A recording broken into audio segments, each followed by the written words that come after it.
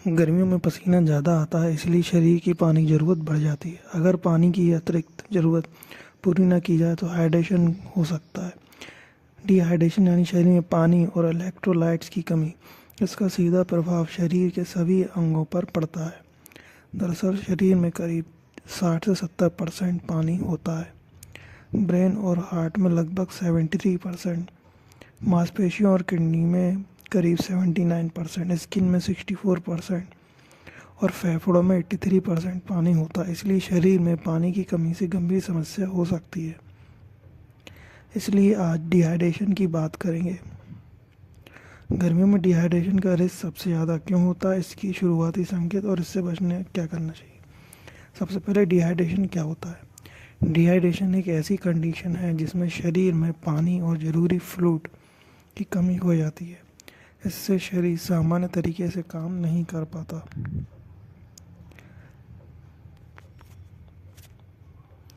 यह तब होता है जब शरीर से पसीना, पेशाब, उल्टी या दस्त के जरिए ज़्यादा तरल बाहर निकल जाता है। इससे शरीर में पानी का संतुलन बिगड़ जाता है और डिहाइड्रेशन की स्थिति बन जाती है। शरीर में पानी का संतुलन रहना क्यों जरूरी? क्या पानी की कमी से लाइफ थ्रेटनिंग भी हो सकती है? तो शरीर के हर अहम फंक्शन के लिए पानी बेहद जरूरी। जैसे पानी शरीर के तापमान को कंट्रोल रखता है, शरीर से टॉक्सिन्स को बाहर निकालने में मदद करता है, लार बनाता है जो खाने और पाचन के लिए ज़रूरी होता है, हड्डियों के जोड़ों को काम में मदद करता है, शरीर के केमिकल्स के बैलेंस्ड रखता है, ब्रेन के हार्मोन्स और न्यूरोट्रांसमीटर्स को एक्टिव रखता है, शरीर के हर हिस्से तक ऑक्सीजन पहुंचाने में मदद करता है, ब्रेन और स्पाइनल कॉर्ड के लिए शॉक एब्जॉर्बर की तरह काम करता है। शरीर में पानी की कमी से ये सभी प्रक्रियाएं प्रभावित होने लगती हैं। गंभीर स्थिति में ये लाइफ थ्रेटनिंग भी हो सकता है। गंभीर डिहाइड्रेशन की स्थिति में ब्लड प्रेशर गिर सकता है, शरीर के अंगों तक ब्लड और ऑक्सीजन की सप्लाई प्रभावित हो सकती है और किडनी फेल होने जैसी स्थिति भी बन सकती है। तो सवाल है, गर्मियों में डिहाइड्रेशन ज़्यादा क्यों होता है?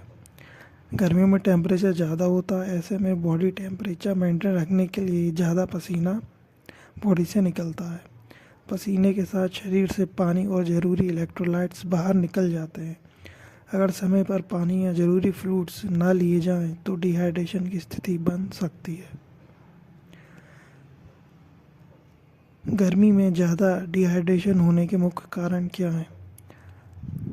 इसके पीछे कई कारण हैं, जैसे तापमान का बढ़ना, ज़्यादा पसीना आना, पर्याप्त पानी ना पीना, धूप या गर्म वातावरण में ज़्यादा समय बिताना और शारीरिक मेहनत करना। इसके अलावा बुखार, उल्टी और दस्त जैसी स्थितियों के कारण भी शरीर में पानी की कमी हो सकती है। डिहाइड्रेशन के शुरुआती संकेत क्या होते हैं? डिहाइड्रेशन के लक्षण उम्र के अनुसार अलग होते हैं। बच्चों, खासकर शिशुओं और छोटे बच्चों में डिहाइड्रेशन के लक्षण जल्दी दिखाई देने लगते हैं। जैसे बच्चों में जीभ और होंठ सूखना, रोते समय आंसू न आना, दिन में 6 से कम बार डायपर गीला होना, टॉडलर्स में 8 घंटे तक पेशाब न होना, शिशु के सिर का नरम हिस्सा धंसना, आंखें धसी हुई लगना, स्किन ड्राई और झुर्रीदार होना, तेज गहरी सांस चलना और हाथ पैर ठंडे होना। ये सब बच्चों के डिहाइड्रेशन के लक्षण हैं। वयस्कों में डिहाइड्रेशन के लक्षण आमतौर पर शरीर में पानी की कमी बढ़ने से दिखाई देते हैं, जैसे चक्कर आना, ब्रेन फॉग, कन्फ्यूज़न, सीवियर कब्ज, थकान, कमज़ोरी, मुंह सूखना, सूखी खांसी, स्किन रेडनेस, हार्ट रेट बढ़ना, ब्लड प्रेशर कम होना, भूख कम लगना, त्वचा लाल पड़ना, पैरों में सूजन, मांसपेशियों में ऐंठन, ज़्यादा गर्मी या ठंड लगना, तेज़ सिरदर्द और गहरे पीले रंग की पेशाब आना। तो डिहाइड्रेशन कब जानलेवा हो सकता है? अगर शरीर में पानी और इलेक्ट्रोलाइट्स इस स्तर तक कम हो जाएं कि बॉडी फंक्शनिंग प्रभावित होने लगे तो यह जानलेवा हो सकता है। ऐसी कंडीशन में किडनी फेलियर और हीट स्ट्रोक का खतरा बढ़ जाता है। ये जानलेवा कब हो सकता है? जब तेज बुखार, चक्कर या बेहोशी होना, लंबे समय तक उल्टी दस्त होना, बहुत ज़्यादा पसीना आना, शरीर में तेज़ी से पानी खत्म होना, 2 दिन तक पेशाब ना आना और ब्लड प्रेशर बहुत लो हो जाना, बॉडी में ब्लड सप्लाई प्रभावित होना। तो ये सब लक्षण हैं। डिहाइड्रेशन के कारण कौन सी हेल्थ प्रॉब्लम हो सकती है? अगर डिहाइड्रेशन लंबे समय तक बना रहे तो इससे शरीर में कई तरह की स्वास्थ्य समस्याएं हो सकती हैं, जैसे हीट एग्जॉशन होना, हीट स्ट्रोक होना, urine infection, kidney stone, kidney damage, kidney failure, low blood pressure, मांसपेशियों में ऐंठन, कोमा और डेथ और हाइपोवोलेमिक शॉक। हाइपोवोलेमिक शॉक एक ऐसी गंभीर जानलेवा स्थिति है जो शरीर में 20% से ज़्यादा खून या पानी की कमी होने पर होती है। किन लोगों को डिहाइड्रेशन का रिस्क सबसे ज़्यादा होता है?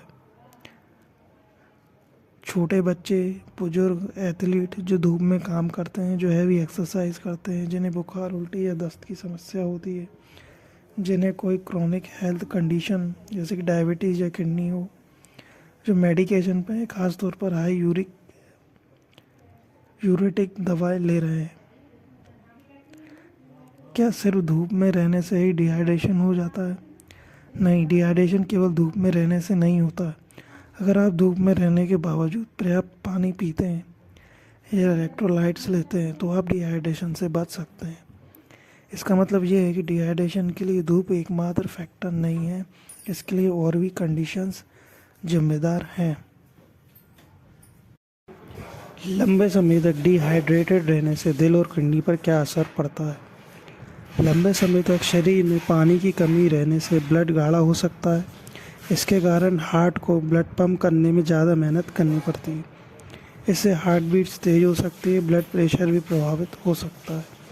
वहीं डिहाइड्रेशन के कारण किडनी टॉक्सिन्स बाहर नहीं निकल पाती हैं और वर्कलोड बढ़ जाता है। इसलिए लंबे समय तक डिहाइड्रेटेड होने पर किडनी स्टोन और किडनी डैमेज या किडनी फेलियर का रिस्क बढ़ सकता है। क्या गर्मियों में शराब पीने से डिहाइड्रेशन खतरा बढ़ सकता है? हाँ, शरीर में डायूरेटिक होती है, इससे शरीर में यूरिन फ्रीक्वेंसी बढ़ जाती है, इसलिए शराब पीने से डिहाइड्रेशन का रिस्क बढ़ जाता है। डिहाइड्रेशन से बचने के लिए क्या करना चाहिए? डिहाइड्रेशन से बचने के लिए फ्लूइड बैलेंस बनाए रखना ज़रूरी है। इसके लिए कुछ आसान उपाय अपनाए जा सकते हैं, जैसे कि खूब पानी पिए, धूप से बचें, बैलेंस डाइट लें, मील स्किप ना करें, हल्के ढीले कपड़े पहने, हरी पत्तेदार सब्जियां खाएं, हाइड्रेटिंग फल खाएं जैसे कि तरबूज और लीची, कैफ़ीन सीमित मात्रा में लें, शराब सिगरेट से दूर बनाए रखें और ज़्यादा पसीना आए तो ज़्यादा पानी पिएं। एक सामान्य व्यक्ति को गर्मी के मौसम में कितना पानी पीना चाहिए? आमतौर पर एक स्वस्थ वयस्क को दिन में लगभग 2.5 से 3 लीटर पानी पीना चाहिए। हालांकि यह मात्रा मौसम, फिजिकल एक्टिविटी, उम्र और व्यक्ति के हेल्थ कंडीशन के अनुसार कम ज़्यादा हो सकती है। क्या सिर्फ पानी पीना ही डिहाइड्रेशन से बचाव के लिए पर्याप्त है? क्या सिर्फ पानी पीना ही डिहाइड्रेशन से बचाव के लिए पर्याप्त है? पानी पीना ज़रूरी है, लेकिन कई बार केवल पानी पीना पर्याप्त नहीं होता। इसलिए पानी के साथ साथ नारियल पानी, छाछ, नींबू पानी, ORS, पानी की भरपूर फल सब्जियां लेना भी ज़रूरी होता है। डिहाइड्रेशन